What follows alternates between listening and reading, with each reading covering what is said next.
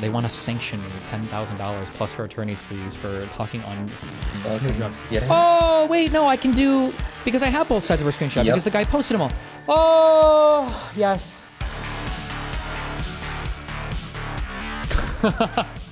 Presumptively, due to the nature of the case, the parties and their counsel have proceeded to throw the proverbial kitchen sink at one another. This is resulting in I saw that, dude. Who's you gotta read it after. You gotta read it after. Holy fuck. I feel like 90% of the motions have been filed by them. I'm pretty sure they have been, okay? Jesus. Yeah. Okay, maybe I'll fucking read it now. They got their motion, but it's pretty good for you. Oh, yeah. Oh, no, it is. Because, yeah, okay, I'll go through this. All right. Yeah, don't. The matter is, before the court on plaintiff Jane Doe's motion for leave to file amended complaint. Defendant timely responded, and plaintiff timely responded. After careful consideration of the motion, response, reply, relevant authority, and for the reasons discussed below, plaintiff's motion for leave to amend her complaint is granted. So a motion to amend the complaint just allows them to add stuff to the original complaint. I would have to go back and look, but I think they just want to add the... ABMC. Yes. ABMC and which is Google what they're... Drive. Wait, what? Oh, yeah. ABMC and the Google Drive thing. And that second one has got some... This case stems from what plaintiff alleges is defendant's wrongful dissemination of a video of a sexual nature involving both Ms. Doe and Mr. Bonnell. Defendant, for his part, alleges that the situation was more complex and that both plaintiff and defendant repeatedly shared similar materials involving third parties with each other, and that practice, in effect, extended to other individuals. It was then one of those other individuals, Rose, whose Discord account was allegedly hacked, which resulted in the leak of several videos of a sexual nature involving defendant, including the video. Presumptively, due to the nature of the case, the parties and their counsel have proceeded to throw the proverbial kitchen sink at one another. This has resulted in a litany of briefings before the court. Of particular focus here is plaintiff's motion for leave to file amended complaint. In so filing, plaintiff is seeking to preemptively address what defendant characterizes as a lack of subject matter jurisdiction. In terms of briefing, defendant has never proactively filed a motion challenging the court's subject matter jurisdiction over the case, but instead has raised it in response to several of plaintiff's motions. Defendant's argument as to the lack of subject matter jurisdiction is as follows. Plaintiff made the understandable mistake of misinterpreting evidence regarding a Discord chat where defendant shared the video with another individual as showing that the conversation took place in October 2022, when it actually took place in April 2022.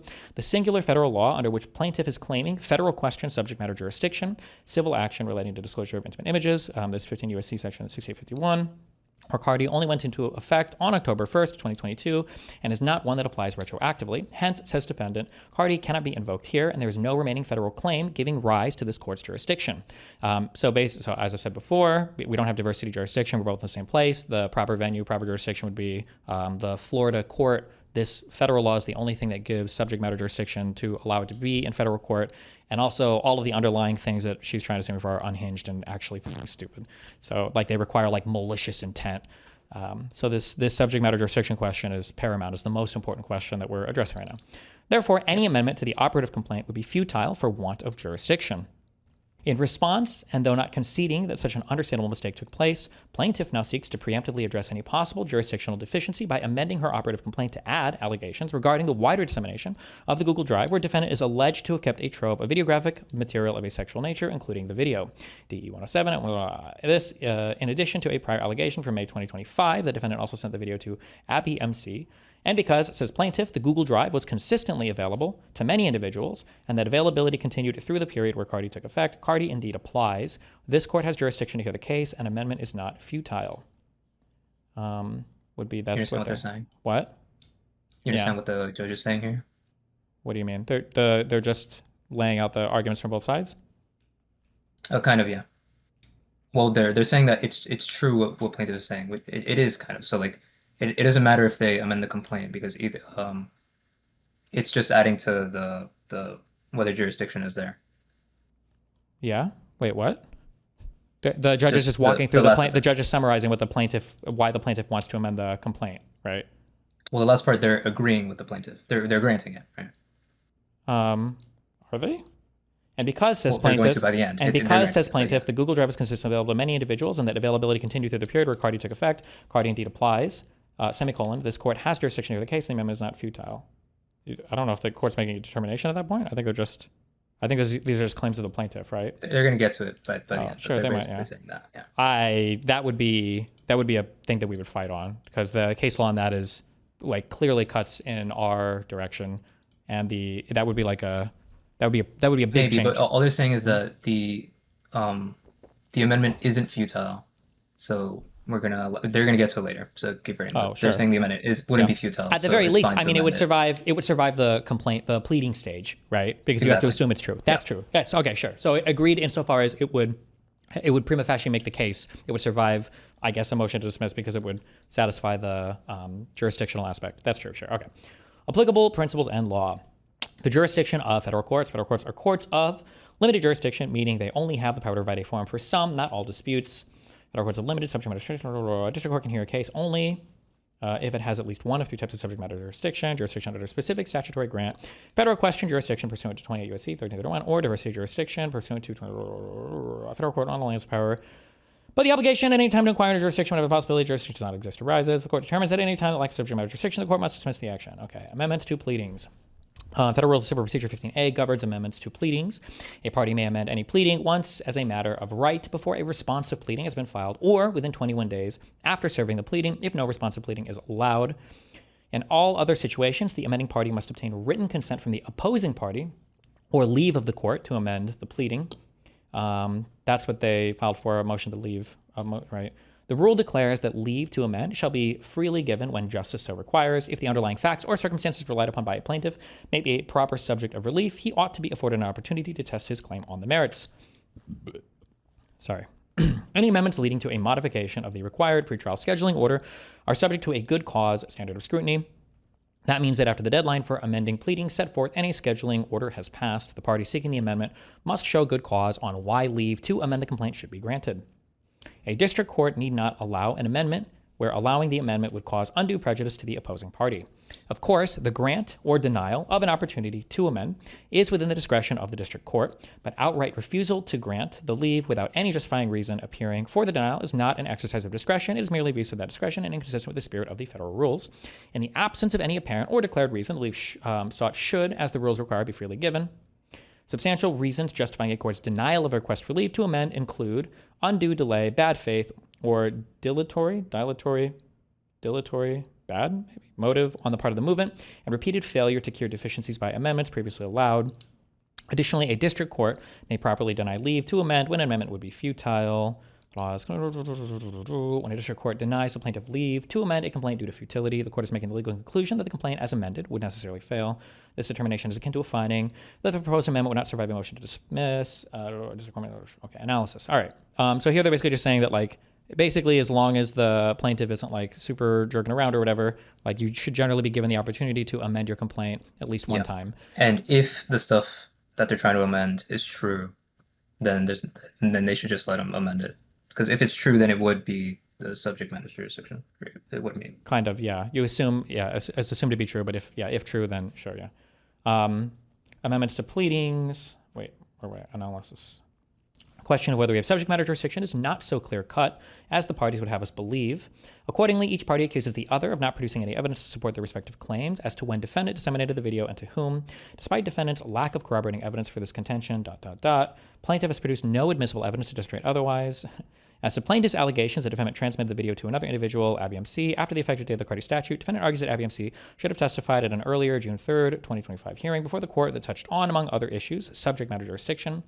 Let's see. Defendant also argues that plaintiff's current allegations when ABMC received the video from defendant corresponding proposed amendment to the operative complaint are contradictory.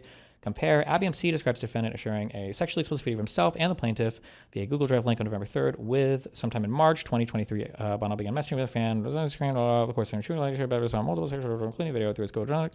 Somebody was sending out a message to a friend of hers and told her, Jesus Christ, this footnote. Oh my God. All this part says is we don't know the exact date that it happened. Sure, yeah. But it doesn't matter. It would have to be after. To that end, defendant alleges the proposed amendment complaint now asserts as a ploy to establish jurisdiction that sometime before November 3rd, 2023, defendant sent along to ABMC. It merits noting that ABMC submitted a signed declaration attesting to the transmission of the video occurring on or about November 3rd, 2023, that both plaintiff and defendant at times mischaracterized ABMC's on or about testimony as occurring on November 3rd, 2023. Does not change your testimony, but does add necessary context. In other words, the alleged transmission of the video and message to a friend could well have been two chronologically separate events that both align with ABMC's on or about testimony. The text of the chat snippet at this, dated 11/3/23, is consistent with this.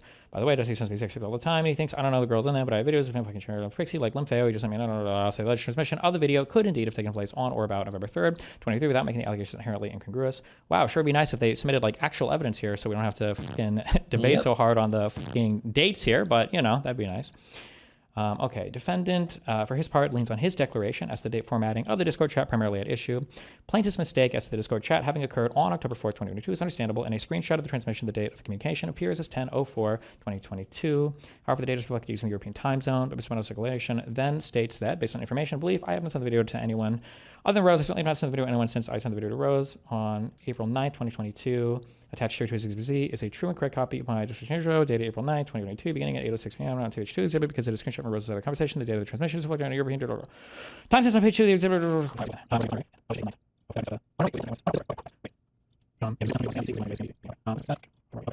For all defendants' protests that IBMC should have testified at the hearing, notably absent from defendants' arguments generally regarding subject matter jurisdictions, testimony from Rose that would corroborate defendant's characterization of Discord chat in his declaration. Well, I'm not the person that... What? How am I supposed to try to subpoena this person and bring them? Keep going, yeah. Okay. Yeah, keep going. A characterization that incorporates in Exhibit C a screenshot of Rose's Discord account that plaintiff could not have obtained on his own from his side of the conversation. And Exhibit C, a screenshot from Rose's. Okay. Thus, as it stands at this stage in the case, the evidence purportedly establishing a definitive timeline as to what defendant did or did not do and when is murky at best. Oof, that's good for me, I think. In any event, yeah, kind of all damage. Sure. In any event, and under the circumstances, we need not reach a decision on jurisdiction today. Ooh, that's spooky for them, I think. Defective allegations of jurisdiction may be amended upon terms in the trial or appellate courts. They've used. You only get one amendment to the complaint as well, right? So this is it. This is their one amendment, and then we fight here, and they can no. I don't believe they can amend the complaint any longer. In any event, under the circumstances, we need to reach a decision on jurisdiction today. We don't. Okay. Defective allegations, jurisdiction may be amended. Assessing whether the Court of Appeals is subject matter jurisdiction and noting that plaintiffs are usually able to amend their complaint, even on appeal, when such jurisdiction is deficient.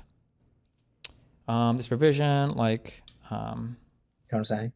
Oh, I can't possibly provide that, though, right? Because I'm pretty sure that person deleted their account, right?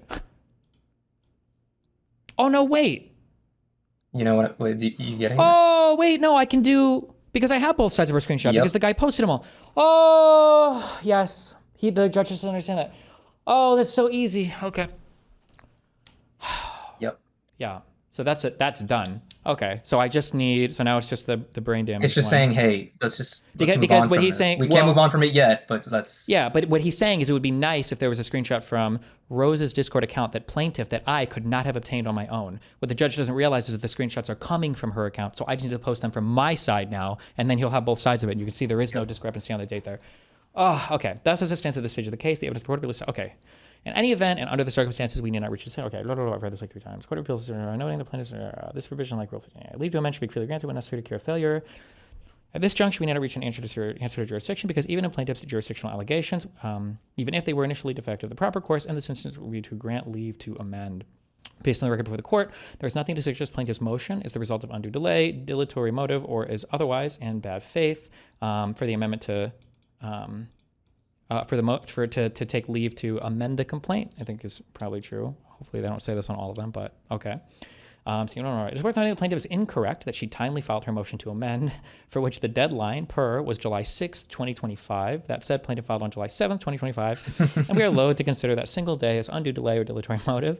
And it is true the defendant has been raising the question of subject matter jurisdiction in various responses to plaintiff's motions, and thus cannot be surprised at and should not be unduly prejudiced by plaintiff's request for leave to amend. The parties should have even mutually elected to somewhat pause discovery pending the court's resolution of plaintiff's motion for protective order. Thus, as leave to amend should be freely given in the absence of substantial reason to deny leave. Plaintiff's motion for leave to file her amended complaint is granted should defendant believe, after the filing of plaintiff's amended complaint, that this court still doesn't have subject matter jurisdiction. Defendant is free to file a 12B1 motion or otherwise generally respond. Oh my God. The 12B1 is a motion to dismiss, right? Motion to dismiss, yeah. They're saying you can do a motion to dismiss or you can just respond to the actual allegations. Otherwise, generally, but now I would want to. Now it's absolutely. It's a time to fight on a motion to dismiss, and then I still get my summary judgment later. For the reasons. Okay, plaintiff's motion for leave release. Okay, plaintiff first amendment complaint on the docket. Oh, thank God. Okay, this is about to be my most hardcore research fucking legal reply ever. Because you're representing yourself, right? As we were. No, I'm about to send my lawyers like 4 trillion pages of notes for everything. Yeah, jeez. Yeah, it's good for you. Obviously, they granted it for plaintiff, but sure, it's not. Read the response in opposition from your lawyer and its attachments for its memes. I don't think that response has to do with the amended complaint, but that's already fully briefed. I think that was in response to their freaking out over. Oh, there's a new. Oh, I didn't even see that. I gotta read that in a minute too. Oh shit. Oh, it's our response to them trying to. They want to sanction me $10,000 plus her attorney's fees for talking on Let's fucking fucking dropships. see Yeah, this. because the Kiwi Farms shit thing. They're so funny. Oh, and I think we pushed for sanctions in that motion as well, in our brief to their motion and our response. So that'll Good be shit. interesting, I guess. Oh, bomb no.